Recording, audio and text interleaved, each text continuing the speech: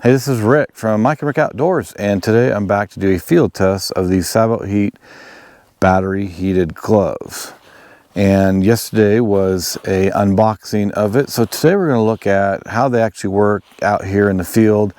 It's not a super cold day here in Colorado. It's about 45 degrees, so this isn't a true test. We'll be back out in about the mid-November here, in about 2 weeks of 2022, down by Telluride, Colorado, and we'll be out fishing. We'll be on a lake and along the shore. 20s at night, maybe 30s, 40s or so, maybe 50 during the day, but we'll have to wait and see what the weather is going to be like. But I'll do another follow-up test then and see how they really do in really cold weather. All right, just to go over these gloves a little bit more, they do have this connection, as most gloves do, in the middle. So if you want to put them on around your bike or just keep them together in your pack or something, it's nice to have that connection. I'm going to take a look at one of these right now, and we're just going to see how they work, how you turn them on and adjust the heating levels.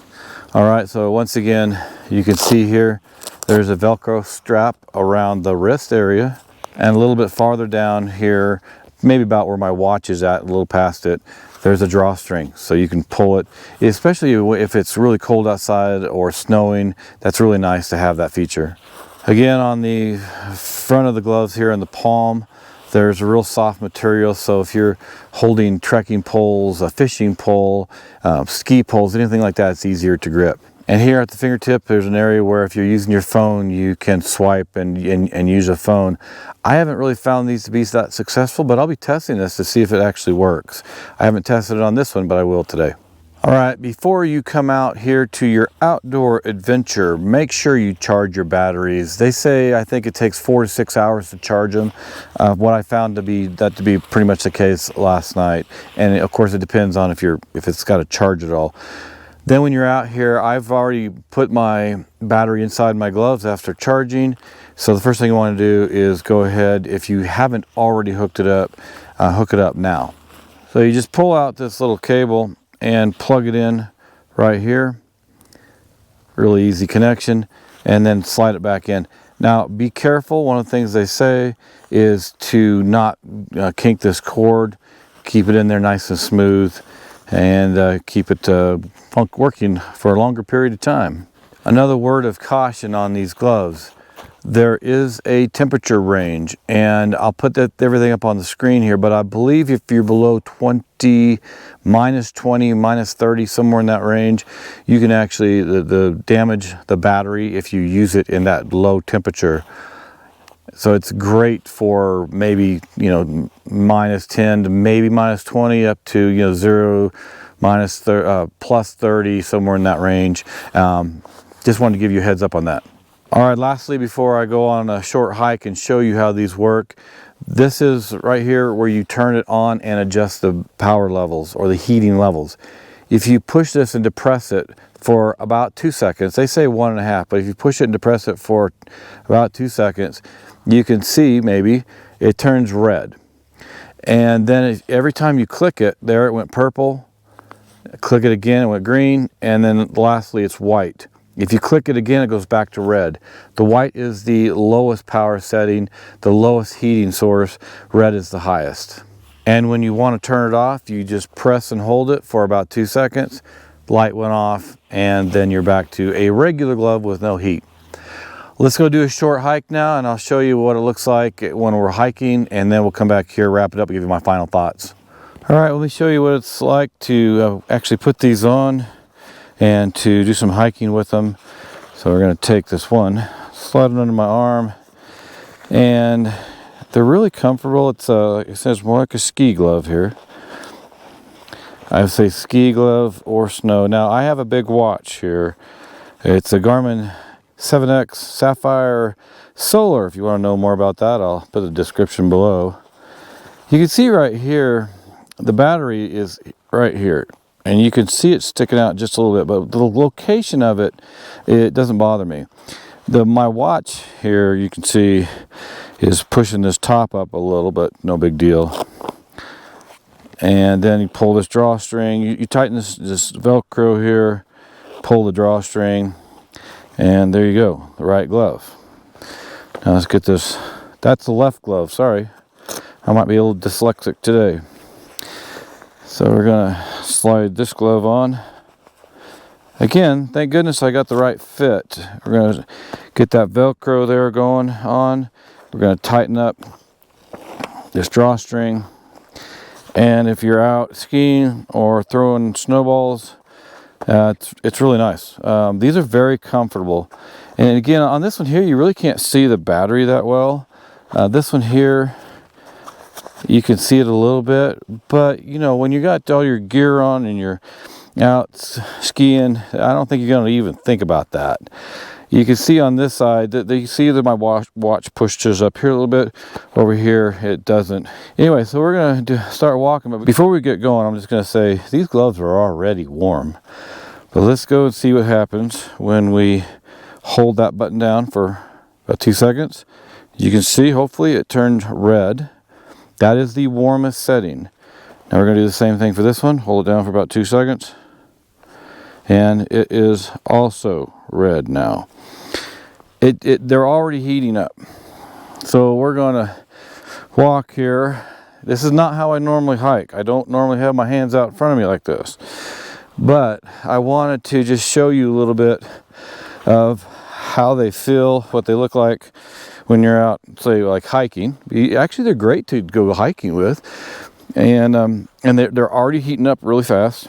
I'm going to add here that these might be for, they may say for snow, skiing, motorcycles, ATVs, but also for hiking, because out here in Colorado, when you get really steep slopes, you're rocky slopes and stuff, a lot of people use trekking poles. So having this softer material here and being able to grip your trekking poles, it'd be really nice. I haven't used it that way. I do have trekking poles, but I'm just saying from everything I can tell right now, when it gets really cold, I will wear these. I'll give you an example of something that happened about a year ago.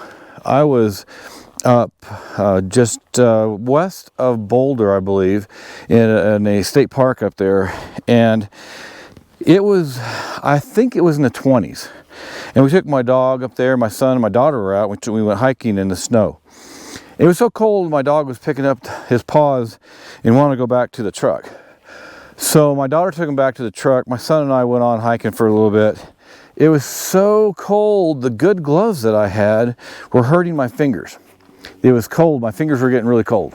Well, we found ourselves having to pull our fingers down into the glove here. And in this case, I'd have to loosen this up. But our fingers were so cold that we were putting our hands down in the glove, kind of like a mitten, to wiggle our fingers to stay warm. Now, that's a pain, and I've realized that here in Colorado quite often, if you have gloves with fingers, and sometimes you need them because you're working, or maybe you're out fishing or doing something where you need your fingers to work something. But here in Colorado, or any place like it, when it's really cold, it's better to have mittens where you have your fingers inside in one big area and you can wiggle your fingers around, and it just helps you keep a lot warmer. With these battery heated gloves, that's going to be a game changer now, because now my fingers are warm. What it does is heats the back of your hand and it heats your fingers. And that's a big, I can just feel a big difference here. But right now, we're going to test it more when we get out to the Miramonte Reservoir in November. But just saying, these can work really well for you. I originally didn't think that I was going to like a battery heated glove very much, but there are definitely times when you want to use them, and it's great to have them. All right, let's wrap this field test up. And again, as I say, we're going to do another field test in much colder weather around Telluride in about 2 weeks from now. And I'll have some videos up then how Mike and I both like them. I hope you can tell from the video, these look like they're very well made. They're very comfortable to wear. I like them a lot. I think there's a lot of function to them, and they're easy to turn on and off and switch between the heating modes. And you've got the Velcro strap here, you got the drawstring here, a really nice pair of gloves. I think what's going to happen here with this next video, this next field test in down by Telluride, Mike and I are going to be fighting over these gloves, because also SabotHeat is sending us a beanie or cap that's also heated. And SabotHeat sent me these gloves. Of course, it's Mike and Rick Outdoors, but I do a lot of the communication, the videos, the video editing, and so they sent these to me, and so I'm doing the review of them. But when we get to Miramonte, I'm going to be showing Mike these. He already knows I've got these from them, and I'm already doing a field test. But when I get there and it's 20 degrees outside, or 30 degrees, and we're sitting in a boat on a lake or on the shoreline, or at night when we're getting ready to go to sleep for the evening and we're sitting around a fire and it's really cold, we're going to fight over these and the hat. That's my projection. I want to wrap this up with who these gloves are really meant for. When you're out fishing, a lot of times you want your fingers free, and they have gloves that like this, but that they'll flip. They'll have a covering that flips back and exposes your fingers. Because as a fisherman, when you're retying something or putting a different lure on, you got to have your fingers free. So these gloves aren't really great when you're fishing. Now, for me videoing Mike fishing, they're great because I don't have to have my fingers free.